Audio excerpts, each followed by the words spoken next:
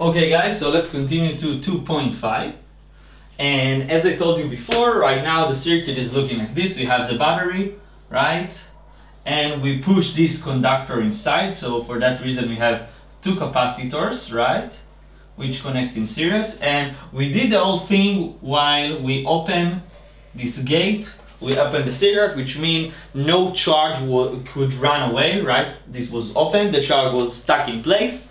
We destroyed the bridge, okay? There's no movement here, perfect. And we call this capacitor C. We can call this capacitor C2 and this capacitor C1.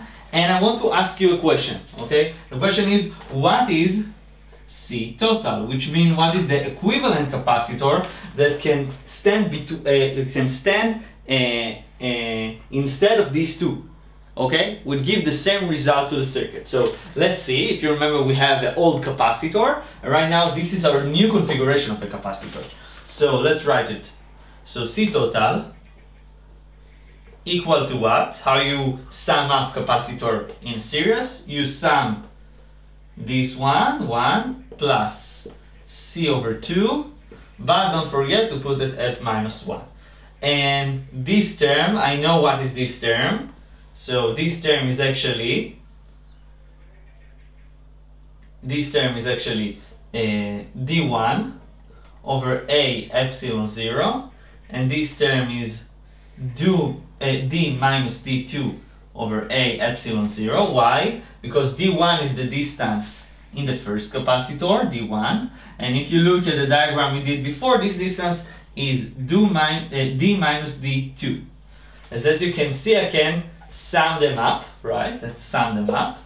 So A epsilon 0, it's easy because they both have the same area, right? The block have the same area as the other capacitor have.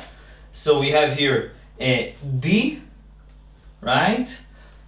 Plus D1 minus D2. Okay, and what is this term? This term is actually minus L, right? This is minus L, because L was D2 minus D1. So we have here minus L, so we have in the end D minus L over A epsilon 0. Let's continue here. And now the only thing I need to do is to put it in power -1, which is gonna flip it. So it's A epsilon 0 D minus L. And I want you to notice, this is C total. I want you to notice that actually the capacitor become bigger, okay? C mu is larger. This is what we actually wanted. But I want to ask you a tricky question.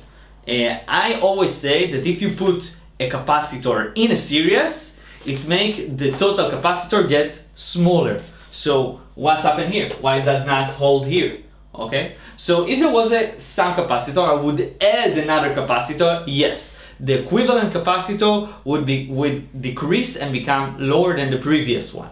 But here I took one capacitor and I tear it apart to be two capacitors. So this is not the case. You didn't bring a capacitor, a new capacitor, and put it in a series. You actually take the capacitor that you have and split it to two different capacitors, and this actually gives you more area to hold charge.